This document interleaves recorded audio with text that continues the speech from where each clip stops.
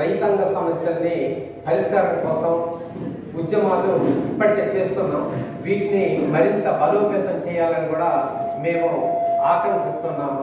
అందులో భాగంగా ఇవాళ రాష్ట్ర స్థాయి అఖిల భారత ప్రగతిశీల రైతు సంఘం కన్వీనింగ్ కమిటీని కూడా ఏర్పాటు చేసుకోబోతున్నాము. దీని నాయకత్వంలో రైతాంగ సమస్యల మీద ఉద్యమాలు మరింత చేయాలని మేము కోరుకుంటా ఉన్నాము.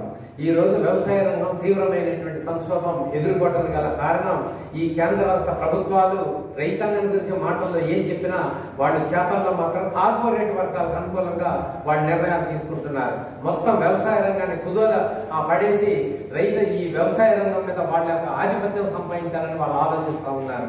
అందుకని వ్యవసాయ రంగానికి పెట్టుబడులు సరిగ్గా ఇవ్వటంలో లేదా రైతాంగానికి రుణాలు ఇవ్వటంలో వాళ్ళు సరైనటువంటి పద్ధతి వాళ్ళు పాటించడం లేదు. గిట్టుబాటు ధరలు కూడా సక్రమంగా నిర్ణయించడం లేదు.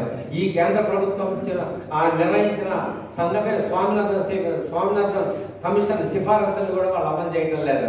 వాళ్ళు సమగ్రమైనటువంటి పెట్టుబడుల ప్రాతిపదికన కనీస మద్దతు ధరను నిర్ణయించండి, 50% అదనంగా కూడా కేటాయించండి. ఆ విధంగా గిట్టుబాటు అవుతుంది.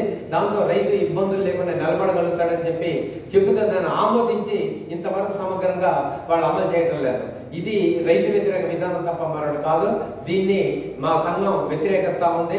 గిట్టుబాటు ధరలు తప్పుడు పద్ధతి కాకుండా శాస్త్రీయంగా నిర్ణయించాలనేది మేము కోరుకుంటూ, అట్లే చట్టం కూడా ఒకటి చేయాల్సినటువంటి అవసరం ఉంది. ఆ విధంగా ఈ రైతు ఉద్యమాన్ని ముందుకు తీసుకెళ్లాలని, వ్యవసాయ రంగానికి ఎక్కువ ప్రాధాన్యత ఇవ్వాలని, రైతును ఆదుకోవాలని. అసలే ఇప్పుడు తుఫానులతో రైతు కుదేల పడిపోయినాడు, వరదలతో పంటలు పోయినటువంటి పరిస్థితి ఉంది. కనీసం ఈ రైతులకు సంబంధించినటువంటి ఆదుకునే ఏ బీమా పథకాన్ని కూడా, రైతు బీమా లేదు, పంటల బీమా కూడా అమలు చేయడం లేదు. వాళ్ళు కొంత డబ్బు ఖర్చు పెట్టాల్సి వస్తుందని చెప్పి అసలు మాటల్లో చెప్తున్నారు తప్ప పంటల బీమాని అమలు చేయాలన్నటువంటి పరిస్థితి ఉంది.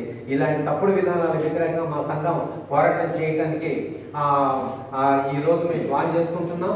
నిర్మాణాన్ని రాష్ట్ర స్థాయిలో మేము చేసుకుంటా ఉన్నాము. ఈ ఉద్యమంలో రైతులు పెద్ద ఎత్తున కలిసి రావాలని ఆలోచించాలని